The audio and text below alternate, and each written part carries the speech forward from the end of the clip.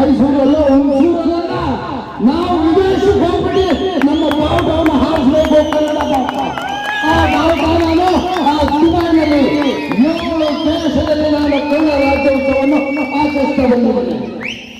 Dubai, ಅಬುದುಬೈ, ಅಜ್ಮಾನ್, ರಾಸಲ್ keema ಎಲ್ಲ ಕಡೆ. ಯಾವ ದೇಶಗಳು ಇದು ಮುಸ್ಲಿಂ ದೇಶಗಳು.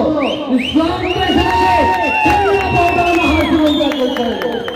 ತಾವೆಲ್ಲರೂ ಹೆಮ್ಮೆ ಪಡುವಾಗ ನಾವೆಲ್ಲ ಕನ್ನಡಿಗರು. ಕನ್ನಡಿಗರಲ್ಲಿ ನಾವು ಯಾರು ಇತ್ತೀಚೆಗೆ ಕೆಲವು ನಮ್ಮ ಸಂಸ್ಕೃತಿಯನ್ನು ಬದಲಾವಣೆ ಆಗಿದೆ. ಓಕೆ, ಸೂಟ್ ಹಾಕಿ ಬೇಡ ಅಂತ ಹೇಳಲ್ಲ, ಇಂಗ್ಲಿಷ್ ಆಡಿ ಬೇಡ ಅಂತ ಹೇಳಲ್ಲ. ನಿಮ್ಮ ಮಕ್ಕಳನ್ನ ಇಂಗ್ಲಿಷ್ ಕಲಿಸಿ, ಹಿಂದಿ ಕಲಿಸಿ, ನೋ ಪ್ರಾಬ್ಲಮ್. ನೀವು ಥಾಯ್ಲೆಂಡ್ ಕಲಿಸಿ, ಫಿಲಿಪಿನೋ ಭಾಷೆ ಕಲಿಸಿ, ರಷ್ಯನ್ ಕಲಿಸಿ, ಫ್ರೆಂಚ್ ಕಲಿಸಿ, ಫಾರ್ಸಿ ಕಲಿಸಿ, ಅರಬಿ ಕಲಿಸಿ, ಏನೇನು ಕಲಿಸಬೇಕೆಲ್ಲ ಕಲಿಸಿ. ಆದ್ರೆ ನಮ್ಮ ಮನೆ ಮುದ್ದೆ ಚಪಾತಿ ಕನ್ನಡವನ್ನು ಒಂದು ಮಾತ್ರ ಮರಿ ಬೆಳೆ ಭಿಕ್ಷೆ ಪಡ್ತಿದ್ದಾರೆ. ಎಲ್ಲರೂ ಏನ್ ಬೇಕಾದ್ರೂ ತಿಳಿಸಿ ನಿಮ್ಮ ಮಕ್ಕಳನ್ನ. ಥಾಯ್ಲೆಂಡ್ ಫುಡ್, ಇಟಾಲಿಯನ್ ಫುಡ್, ಜಪಾನಿ ಫುಡ್, ಈ ಫುಡ್ ಆ ಫುಡ್ ಕಲಿಸಿ, ಮ್ಯಾಕ್ಡೊನಾಲ್ಡ್ ತಿಳಿಸಿ. ಮನೆ ಮುದ್ದೆ ಮತ್ತು ಚಪಾತಿ ನಮ್ಮ ಕನ್ನಡ ಭಾಷೆ ಇದರಿಂದ ದೂರ ಬೆಳೆಯುತ್ತಾ. ಅದೇ ಮಾಡಲಿ. ಸೊ ನಾವು ಹೆಮ್ಮೆ ಪಡಬಹುದು ನಾವು ಎಲ್ಲಿದ್ದೀವಿ ಅಂತ. ಆದರೆ ಈ ಒಂದು ಸುಖ ಏನಿದೆ, ನಮಗೆ ಸಂತೋಷ ಏನಿದೆ, ನಾವು ಕನ್ನಡಿಗರು ಅಂತ ನಾವು ಯಾವಾಗ ಹೆಮ್ಮೆ ಪಟ್ಟಿ ನಾವೆಲ್ಲರ ಮುಂದೆ ಎದೆ ಚರ್ಚ್ಕೊಂಡು ಮಾತಾಡುವಾಗ ಎಲ್ಲೋ ಸ್ವಲ್ಪ ನನಗೆ ಮನಸ್ಸು ನೋವಾಗುತ್ತೆ. ನಮ್ಮ ಮಾಧ್ಯಮ ಬಿಸ್ನೆಸ್ಲಿದ್ರೆ ಅಣ್ಣ ತಮ್ಮರೇ ಈ ಸಂದೇಶವನ್ನು ರವಾನೆ ಮಾಡಿ ನಮ್ಮ ಮುಸಲ್ಮಾನರು ಯಾಕೆ ಮುಂದಕ್ಕೆ ಬರಲ್ಲ. ವಿಶೇಷವಾಗಿ ಬೇರೆ ಮಾತಾಡೋದು ತಪ್ಪಾಗತ್ತೆ. ನಾನು ಮಾತಾಡ್ಬೋದು, ನಾನು ಮಾತಾಡ್ತಾರೆ ಸತ್ಯನೇ. ಎಲ್ಲರೂ ನಿಜವಾಗ್ಲೂ ಅವ್ರು ಮುಸಲ್ಮಾನರಾಗಿದ್ರೆ ಅವ್ರು ಅರಬಿ ಭಾಷೆ ಮಾತಾಡಲ್ಲ ಅಂದ್ರೆ ಕನ್ನಡದಲ್ಲಿ ಮಾತಾಡಲಿ. ಯಾಕೆ ಮುಂದಾಗಿ ಬರಲ್ಲ ಈ ಮುಸಲ್ಮಾನರು ಬಾಂಧವರು? ಯಾಕೆ ಕನ್ನಡದಲ್ಲಿ ಮಾತಾಡಲ್ಲ? ಯಾಕೆ ಉರ್ದುನಲ್ಲೇ ಮಾತಾಡ್ತಾರೆ? ಇದು ವಿಶೇಷವಾಗಿ ನಮ್ಮ ಮುಸಲ್ಮಾನರು ಬಾಂಧವರನ್ನ ಈ ಸಂದೇಶವನ್ನು ನಾನು ಕೊಳ್ಳಕ್ಕೆ ಇಚ್ಛೆಪಡ್ತೇನೆ. ನಿಮ್ಮ ಮಕ್ಕಳು ನೀವು ಸಹ ಕನ್ನಡನೇ ಕಲಿಸಿ, ಕನ್ನಡನೇ ಓದಿಸಿ, ಕನ್ನಡನೇ ಬರೆಯಲು ಅಭ್ಯಾಸ ಮಾಡಿಸಿ, ಕನ್ನಡ ಕಲಿಸಿ ಅವ್ರನ್ನ ಕನ್ನಡನೇ ಉಳಿಸ್ಬೇಕು. ಇದೆಲ್ಲ ನಿಮ್ಮ ಯುವಕರು ಹೆಗಲ ಮೇಲೆ ಈ ಜವಾಬ್ದಾರಿ ಇದೆ. ನಮ್ಮ ಭಾಷೆ, ನಮ್ಮ ಸಂಸ್ಕೃತಿ, ನಮ್ಮ ಏನೇನಿದು ಮತ್ತು ಎನ್ವೈರ್ಮೆಂಟ್ ಏನಿದೆ ಎಲ್ಲನೂ ಉಳಿಸಿ ಧರ್ಮ ಮಾಡಿ ನಮಗೆಲ್ಲ ಮುಗಿತು. ಡಾಕ್ಟರ್ ಸೌರಭೌಮ, ಡಾಕ್ಟರ್ ರಾಜ್ಕುಮಾರ್ ಅಂತ ಅವರಿಲ್ಲ, ವಿಷ್ಣುವರ್ಧನ್ ಅವ್ರಿಂದ ಅವರಿಲ್ಲ, ಅಂಬರೀಷ್ ಅಂತ ಅವ್ರು ಇಲ್ಲ, ಅಂತಂತ ಕವಿಗಳು ಇವತ್ತಿಲ್ಲ. ಮುಂದೆ ಬುದ್ಧರು ಏನು ಅದು ನನಗೆ ಗೊತ್ತಿಲ್ಲ.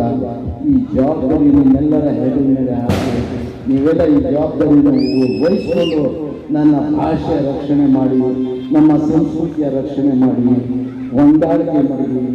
ಜಾತಿ ಮೇಲೆ ಅಲ್ಲ ಅಭಿಮಾನ, ನಮಗೂ ಅಭಿಮಾನ, ನಮ್ಮ ಸ್ವಾಭಿಮಾನ ಇರಬೇಕು. ನಮ್ಮ ದೇಶದ ಮೇಲೆ, ನಮ್ಮ ರಾಜ್ಯದ ಮೇಲೆ, ನಮ್ಮ ಸಂಸ್ಕೃತಿ ಮೇಲೆ ಇರಬೇಕು. ಇದನ್ನ ಮುಂದುವರಿಸಿ ನೀವೆಲ್ಲ ಒಂದಾಗಿರಿ, ಸಂತೋಷವಾಗಿರಿ, ಆಯವಾಗಿರಿ ಅಂತ ನಾನು ನಮ್ಮ ದೇವರಲ್ಲಿ ಪ್ರಾರ್ಥನೆ ಮಾಡಿಕೊಂಡು ನನ್ನ ಮಾತಿನಿಂದ ಯಾರಿಗಾದ್ರೂ ನೋವಾಗಿದ್ರೆ ಕ್ಷಮೆ ಕೇಳ್ತಾ ನನ್ನ ಮಾತುಗಳನ್ನ ಮುಗಿಸ್ತೀನಿ. ಜೈ ಹಿಂದ್, ಜೈ ಕರ್ನಾಟಕ, ಜೈ ನಮಸ್ಕಾರ.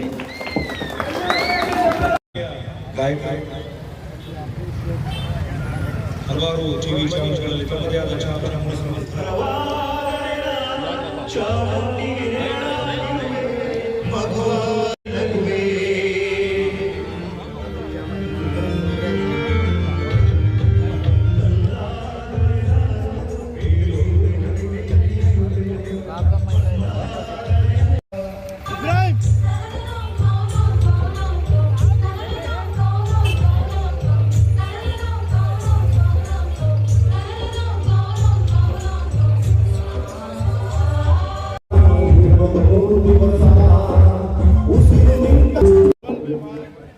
ಕಸ್ತೂರಿ ಕನ್ನಡ ಗೆಳೆಯರ ಬಳಗ ತಂಡದಿಂದ ಜಾಫರುಲ್ಲಾ ಖಾನ್ ಅವರಿಗೆ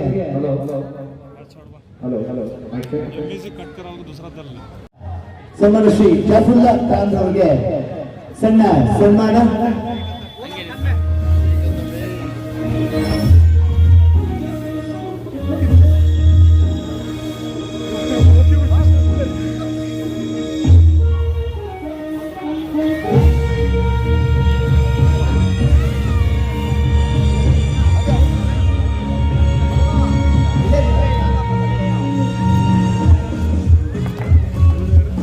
ಸಾಕಷ್ಟು ಜನರಿಗೆ ಸಹಾಯ ಮಾಡಿದಂತ ನಮ್ಮ ಜಾಫುಲ್ಲಾ ಖಾನ್ ಅವರು ಎಷ್ಟು ಬಡಜೀವಿಗಳಿಗಾಗಿ ಸಾಕಷ್ಟು ಆಶ್ರಮಗಳಿಗೆ ಡೊನೇಟ್ ಮಾಡುವಂತಹ ನಮ್ಮ ಸನ್ಮಾನ್ಯ ಶ್ರೀ ಜಾಫುಲ್ಲಾ ಖಾನ್ ಅವರು 100 ಕಾಲ ಸುಖವಾಗಿ ಬಾಳ್ಬೇಕು ಅಂತ ನಮ್ಮ ಕಡೆಯಿಂದ ಕೇಳ್ಕೊತಾ ಇದೀವಿ. ಹಾಗೆ ದುಬೈನಿಂದ ಇಲ್ಲಿಯವರೆಗೂ ಒಳ್ಳೆ ಕಾರ್ಯಕ್ರಮಗಳನ್ನ ಮಾಡ್ಕೊಂಡು ಬರ್ತಾ ಇರುವಂತಹ ನಮ್ಮ ಸನ್ಮಾನ್ಯ ಶ್ರೀ ಜಾಫುಲ್ಲಾ ಖಾನ್ ಅವರಿಗೆ ನಮ್ಮ ಕಸ್ತೂರಿ ಕನ್ನಡ ಗೆಳೆಯರ ಬಳಗ ತಂಡದಿಂದ ಹೃತ್ಪೂರ್ವಕ ಧನ್ಯವಾದವನ್ನ ಸಲ್ಲಿಸ್ತಾ ಇದ್ದೀವಿ.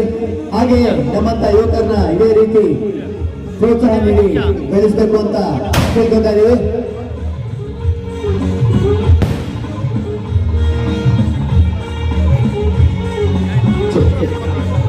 ನಮ್ಮ ಕಾರ್ಯಕ್ರಮವನ್ನು ಕುರಿತು ಒಂದೆರಡು ನುಡಿ ಮಾತುಗಳನ್ನ ಆಡಬೇಕು ಅಂತ ನಮ್ಮ ಕಸ್ತೂರಿ ಕನ್ನಡ ಬಳಗ ತಂಡದಿಂದ ಕೇಳ್ಕೊತಾ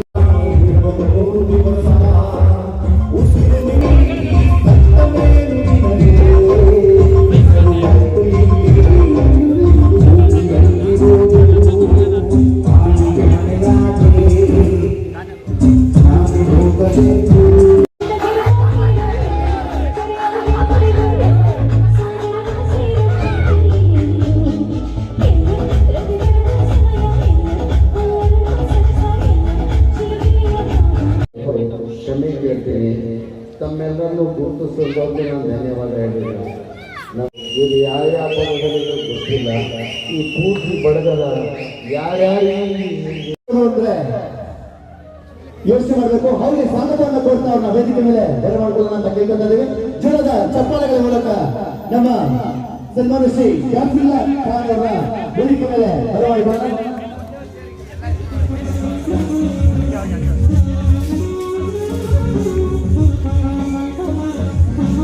ನಮ್ಮ ಕಸ್ತೂರಿ ಕನ್ನಡ ಗೆಳೆಯರ ಬಳಗ ತಂಡಕ್ಕೆ ನಮ್ಮಂತ ಯುವಕರಿಗೆ ಪ್ರೋತ್ಸಾಹ ನೀಡುವಂತ ನಮ್ಮ ಸನ್ಮಾನ್ಯ ಶ್ರೀ ಜಾಫುಲ್ಲಾ ಖಾನ್ ಅವರಿಗೆ ಸ್ವಾಗತವನ್ನ ಕೋರ್ತಾ ಅವರು ನ್ಯಾಷನಲ್ ಜನರಲ್ ಸೆಕ್ರೆಟರಿ ಆಗಿ ನಮ್ಮ ಜೆಡಿಎಸ್ ನಲ್ಲಿ ನ್ಯಾಷನಲ್ ಜನರಲ್ ಸೆಕ್ರೆಟರಿ ಆಗಿದ್ದಾರೆ.